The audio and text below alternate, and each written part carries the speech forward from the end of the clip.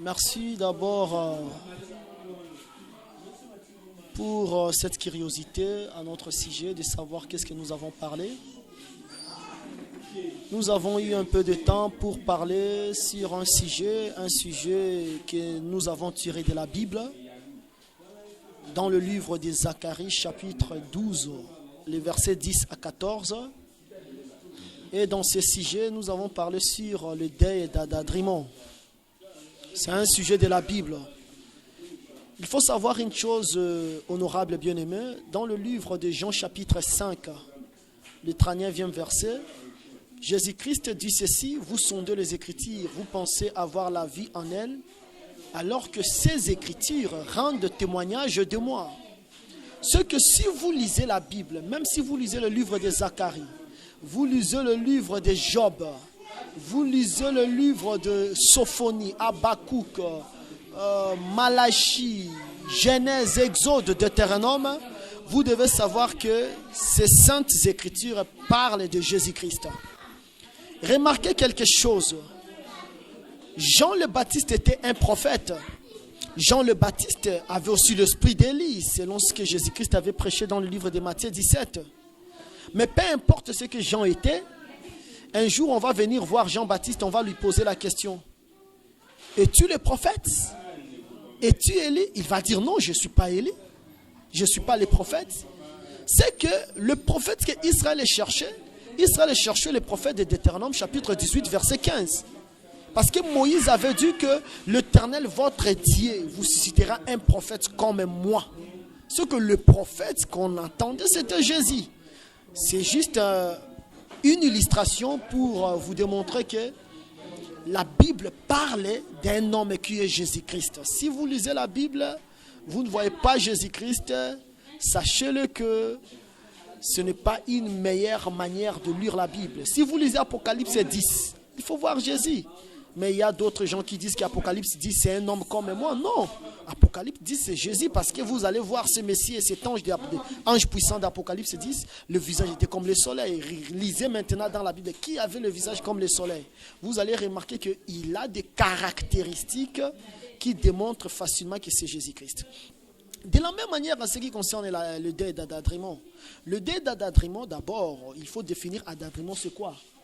Parce que si vous prenez le livre de 2 Rois chapitre 9, vous allez voir qu'il y avait un roi appelé Akazia. Ce roi était mort dans la vallée de Megiddo. Parce que dans Zacharie 12, le deuil d'Adadrimon, c'est un deuil qui s'était déjà commémoré, mais c'était dans la vallée de Megiddo. Maintenant, on pose la question, mais Adadrimon, c'est quoi? Nous comprenons qu'Adadrimon, c'est un parler à langue. Il faut maintenant faire parler les Écritures par la puissance du Saint-Esprit, car il est écrit, c'est poussé par le Saint-Esprit que les hommes ont parlé de la part du Seigneur.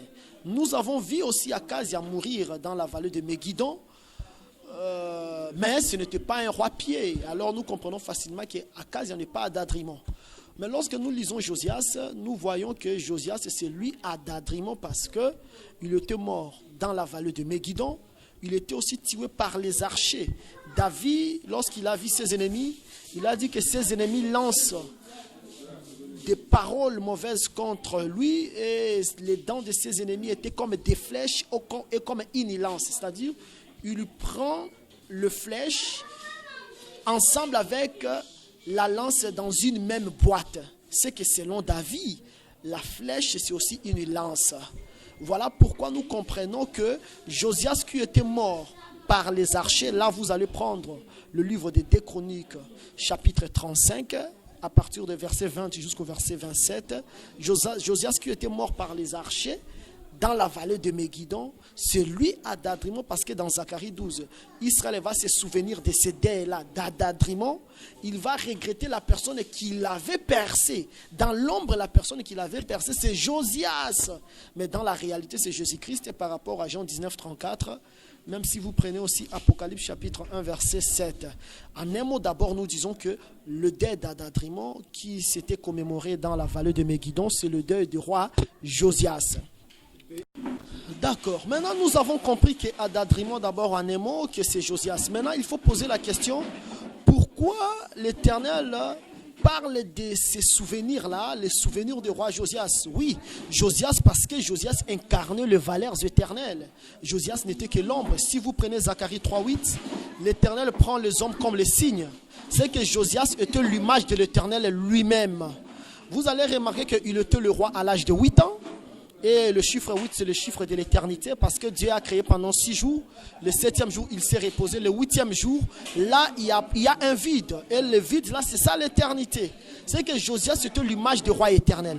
Mais Josias, il va prendre en cœur la pensée de rebâtir la maison de l'Éternel qui était devenue le lieu de diffamation, le lieu du péché, l'empire même de fausse adoration.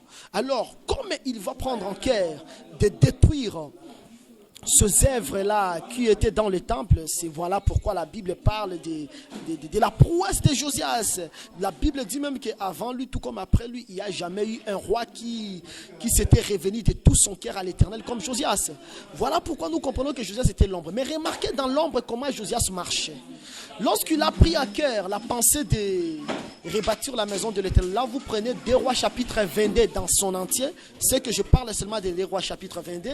Josias va appeler un monsieur appelé Shaphan. La Bible dit que Shaphan c'est son secrétaire. Mais qui est le secrétaire dans la Bible? Si vous lisez Jérémie le prophète, Jérémie avait son secrétaire. Le secrétaire de Jérémie était Baruch.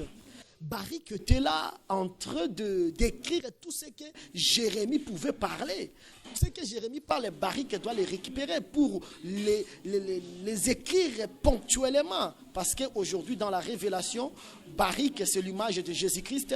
Aujourd'hui, Baruch, c'est l'image du Saint-Esprit. Jérémie, c'est l'image de Jésus-Christ. Lorsque Baruch vient, il doit répéter seulement ce que Jérémie a dit. Voilà pourquoi Jésus a dit que lorsque le Saint-Esprit viendra, il prendra ce qui est en moi pour vous les annoncer. C'est que Shaphan, qui est le secrétaire de Jérémie, il est la répétition de Jérémie. Et la répétition de Josias, je m'excuse. Baruch est le secrétaire de Jérémie, il est la répétition de Jérémie. Shaphan aussi, il est la répétition de Josias. C'est que Shaphan, c'est un autre Josias. Mais vous allez remarquer, pour reconstruire la maison, rebâtir la maison, Josias va prendre Shaphan, il va envoyer Shaphan chez le sacrificateur Ilkija pour amasser l'argent. Lorsqu'il part là-bas, il prend Ilkija, ils vont faire tout ce qu'ils vont faire.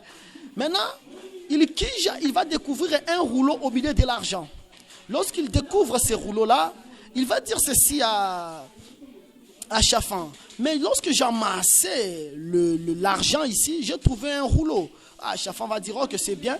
Shaphan va prendre ses rouleaux, il va partir avec ça chez le roi Josias pour lui dire que là où tu m'avais envoyé, on a découvert un rouleau. Alors lorsqu'on va lire seulement, le roi va déchirer les vêtements. Et dans la réalité, ça parle de Jésus-Christ. Lui, lorsqu'il déchire les vêtements, ça veut dire qu'il n'est plus roi, il devient serviteur. Parce que nous avons vu un roi déchirer les vêtements, c'était le roi Joram. Lorsqu'il a déchiré les vêtements, à l'intérieur, on a découvert un sac. C'est que lorsqu'on découvre un sac, le roi devient serviteur. Parce que c'est ça le vêtement même de Mardoché. Mardoché qui est serviteur sentinelle. Il devait porter les sacs, c'est-à-dire les signes de l'humiliation. Ça parlait un jour que le roi éternel va devenir serviteur. Mais lui-même devait devenir serviteur pour ramener l'homme. Parce que la maison qui était détruite, cette maison, c'est Adam. Adam était détruit comme une maison. Il était détruit, mais l'Éternel avait mis en place un service qu'on appelle sacerdoce lévitique. Le sacerdoce lévitique est incapable de ramener l'homme par Moïse ainsi que les autres sacrificateurs, même le prophète, ils étaient incapables. Voilà pourquoi le roi lui-même devait devenir serviteur. Lorsqu'il déchire les vêtements, en ce moment, remarquez, le roi Josias travaille, lui, avec le secrétaire Shaphan, avec aussi le souverain sacrificateur Ilkija. Or, je viens de dire que le secrétaire, c'est seulement le roi. Avec les souverains sacrificateurs, ça parle des rois sacrificateurs. C'est-à-dire, comme le sacerdoce lévitique a échoué, il faut maintenant que le sacerdoce melchisédékien vienne. C'est-à-dire que le Seigneur puisse faire entrer maintenant en œuvre le sacerdoce selon l'ordre de Melchisédek. Or, lorsque le sacerdoce Melchisédek, selon l'ordre de Melchisédek vient, en ce moment, le roi doit prendre encore certaines personnes. Comme il a déchiré déjà les vêtements, comme je viens de le dire, que c'est l'œuvre de la croix, c'est-à-dire le roi s'est humilié, Jésus-Christ qui était le roi, le Dieu créateur, il s'est humilié à la croix, ni aux yeux de tout le monde, c'est ça l'œuvre de la croix. Maintenant, après l'œuvre de la croix, qu'est-ce qui doit se passer? Lui, comme Josias, il va prendre Shaphan, il va prendre Ilkija, il va prendre Ashikam, il va prendre Akbor, il va prendre Asaja, il va prendre 5 personnes. Il va les envoyer chez la prophétesse Hulda. Or, à ce temps-là, si vous lisez Jérémie 1, verset 1 à 2, vous lisez Sophonie 1, verset 1, vous allez remarquer que Sophonie, Jérémie prophétisait au temps du roi Josias. Mais Josias n'a pas envoyé ces 5 personnes chez ces gens-là parce que ces gens-là représentent l'Éternel dans sa colère. Parce que lorsque l'Éternel il est homme, il est comme un Dieu de la colère. Il faut maintenant que l'Éternel devienne femme pour que la grâce entre. Parce qu'une maman ne peut jamais rejeter son enfant. Même si son enfant il est fou, la maman va toujours bercer son enfant. Voilà pourquoi il doit envoyer les 5 personnages chez la prophétesse Hulda pour dire que maintenant c'est le temps de la grâce. C'est ça ce que Dieu dans le livre d'Éphésiens chapitre 4, lorsqu'il est monté, il a pris les captifs. Les captifs là, ce sont les 5 dons ministériels. Il est monté avec ça. Il est parti avec ça. Et après, lorsque les 5 il a arrive chez la prophétesse Hulda, Hulda va mettre sa parole dans la bouche de 5 personnes. En ce moment, Josias ne plie comme Jésus. Josias devient église. Parce que dans Actes des Apôtres chapitre 9, vous allez remarquer que l'apôtre Paul persécutait les chrétiens de Damas. Mais Jésus-Christ a dit que tu me persécutes. C'est-à-dire l'église de Damas, c'est Jésus-Christ. C'est que Josias, qui est Jésus, en ce moment, Josias devient église. Et les saints qui vont amener le message pour donner au roi Josias, pour lui dire que toi, même si tu mourrais un jour, tu vas mourir dans la paix. Tu vas te reposer dans la paix. Mais pour les gens de Juda, les gens de Jérusalem, la colère de l'Éternel va s'abattre contre eux. C'est ça le message que l'apôtre Pierre aussi a prêché. Parce que lorsqu'ils sont montés en haut, et qu'ils sont descendus avec le message, l'apôtre Pierre va commencer à parler, à prêcher la parole. Il prêche, il dit que vous serez sauvés, fouillez, échappez-vous de cette génération perverse. C'est-à-dire, nous sommes au milieu d'une génération perverse. Cette génération sera détruite, mais nous ne serons pas détruits. Nous ne serons pas détruits parce que nous sommes comme Josias qui reçoit la parole de 5 personnes. Et 5 paroles, c'est ça l'esprit ministériel qui se divise en 5 grâces ministériel. Que le Seigneur vous bénisse au nom de Jésus.